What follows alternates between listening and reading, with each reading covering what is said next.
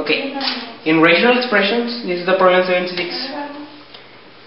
You have the initial problem. This is the initial problem, and you have to. It's like the normal sum and subtraction of fractions. It's the same one, but with equations. So basically, you have to get the common factor, the least common denominator of all the denominators of each term. So in this one, like if this is a trinomial, so you have to factorize it. So this is the result. This is the result, and in this one, you cannot factor more. So it's the same result. So then you have to get the common denominator of all these ones. So is 2x plus 5, 3x minus 1, and 4x minus 1. And this one they are repeated, so that is the common denominator. And then you have, like in the normal sum and subtraction of addition and subtraction of fractions, you have to divide the common denominator between each of one that you got. So in these ones is 2x plus 5 times 3x minus 1 times 4x minus 1 divided by this one. So you cancel them.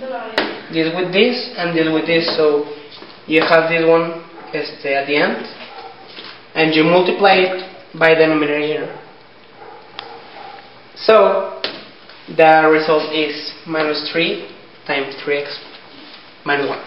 And you are going to do the same thing with the others. And this is the result. And then you have parentheses and a multiplication. You can do a multiplication. So you have to do FOIL.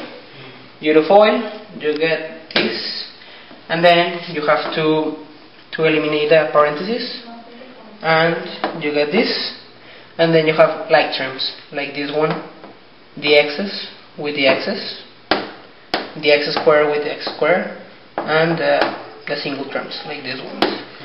So you get the result after you mix them or like join them, and then you have to get the common factor of all of this. You can get the common factor of these ones, as they are even numbers. You can get 2 as the common factor, and this is the final result.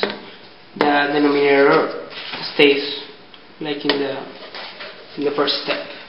You just get the common factor, and this is the final result. But for the excluded values that are in the problem, you have to equal the equation to 0. So in this one, you make 2x plus 5 equal to 0, and then you have to solve for x.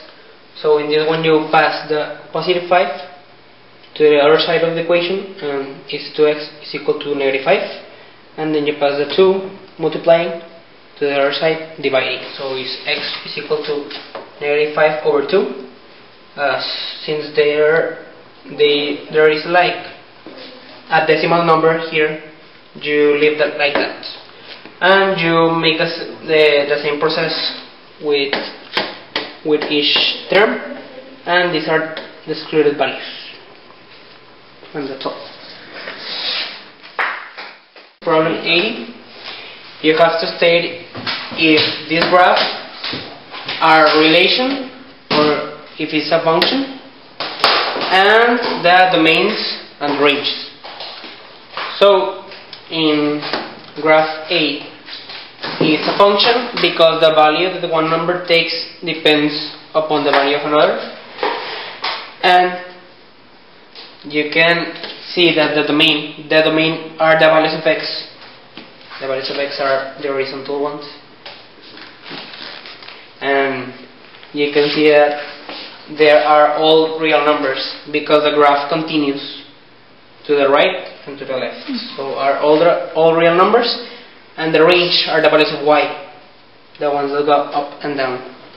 So in this one you can see that it's the graph goes one up and one down. So you can see that the range is negative 1,1. In the graph B, it's a relation because it's a set of ordered pairs, and the domain are the values of x. You can see that the graph is like open, so it goes to the right and to the left to all the real numbers, as this one also is the same. And the ranges are the values of y. So in this one you have negative infinites because the values of y that goes down are the negative ones. So you have the graph continues like this.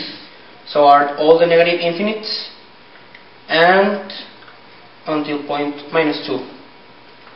It's -1 and -2. So it's negative infinites, comma, -2. And for this line it's all positive, oh no, -1, no, 0 because it's the origin, and positive infinites because it goes up. You have the equation h of x is equal to square root of 2x minus 1, and you have the value that you have to find. That is h of 3 is equal to the formula h of x is equal to, you substitute in this formula, so it will be the square root of 2 times 3, as it is x. You substitute by 3, that is the value that the problem states. Minus 1, square root of 6, 2 times 3 is 6, minus 1, and then you get the final answer, h of x is equal to square root of 5.